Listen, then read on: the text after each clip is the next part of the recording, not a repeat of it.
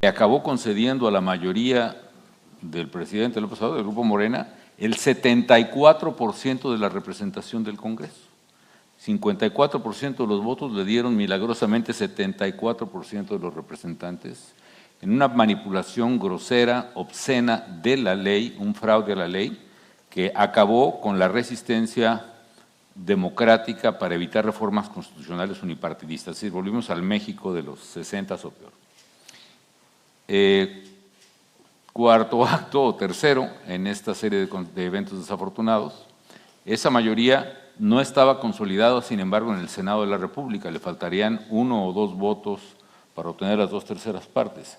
Y con prácticas verdaderamente gangsteriles, es decir, arrestando en la noche y en la madrugada al padre, al hermano de este senador, amenazando al otro, obtuvieron los 2 votos que les faltaban para consolidar una mayoría constitucional. Y en un acto verdaderamente imperial, en menos de 8 días, las legislaturas de los estados en poder de Morena habían ya votado una reforma constitucional que lleva a ¿qué?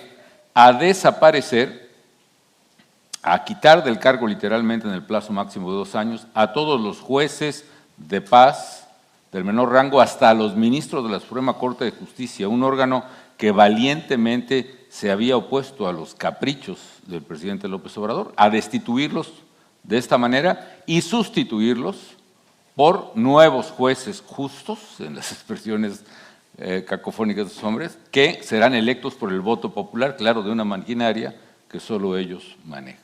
Desapareció la independencia de poderes.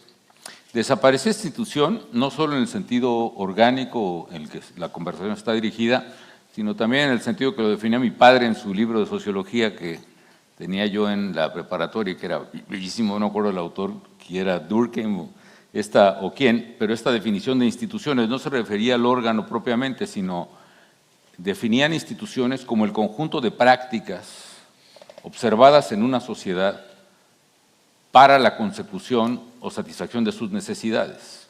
Es decir, no era el organismo en sí, sino lo que una sociedad hacía para sobrevivir, avanzar, conseguir valores, satisfacer necesidades. La institución más civilizatoria que hay, en mi opinión, o en opinión de muchos, es el rule of law, es el enforcement, el cumplimiento de la ley, que es el gran pendiente de los pueblos nuestros, y no va a ser el petróleo, no va a ser el cobre, no va a ser ahora el litio tan famoso, no es el oro, no es la plata, no es la cultura, es el rule of law lo que puede traer prosperidad o miseria a nuestros pueblos. Y en México desapareció el rule of law desde antes de la desaparición del judicial, porque el gobierno de López Obrador desconoció desde hace más de un año, año y medio, resoluciones de los jueces, que la práctica era, si no todos los gobernados las cumplían, el gobierno, nuestros gobiernos democráticos, sí obedecían las resoluciones de los jueces. Sí respetábamos los amparos que ordenaban, y recientemente erga omnes, suspender una obra, un acto de autoridad, etcétera. Desde hace 2 años que hay actos de amparo, resoluciones judiciales firmes para detener obras tan devastadoras, tan ecocidas como el Tren Maya, han sido ignoradas olímpicamente por López Obrador y el Ejército, lo cual hace la desaparición de la institución más importante del Estado de Derecho, no entendida como órgano, sino como práctica, que es el cumplimiento de las órdenes de los jueces. Estos señores se los pasaron por las armas. El segundo punto es subrayar lo que llama Guillermo. Otro fenómeno que está preocupantemente en América Latina es la captura del Estado.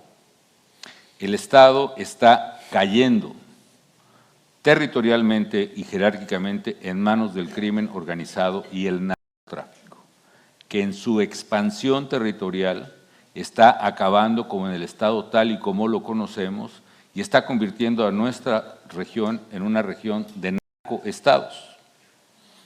¿Qué es lo que pasa? El crimen organizado está sustituyendo al Estado, porque las rentas están en la sustitución del Estado. Es decir, ustedes me dirán que es muy lucrativo comprar y vender drogas y más clandestinamente en el mercado negro. Sí, sí lo es. Hay algo más lucrativo que eso, es cobrar impuestos. Y cuando el crimen organizado sustituye a un alcalde para cobrar rentas, para cobrar, o a un gobernador, o a un presidente de la República para cobrar rentas, es decir, para pedir derecho de piso, protection rackets, que era lo que hacía la mafia siciliana, de Chicago, etcétera, eso está ocurriendo en América Latina. Y está ocurriendo ya no en pequeñas comunidades, sino en regiones completas. El Pentágono calculaba hace 3 años que el territorio mexicano estaba en un 35% dominado por crimen organizado. Yo creo que es mucho más de la mitad ahora. Donde quien manda no es el Estado mexicano, no es el pueblo mexicano, es en unos lados el cártel de Sinaloa, en otros los del Golfo, en otros el cártel Jalisco Nueva Generación, en otros los mexicas, etc., el de Juárez, en fin.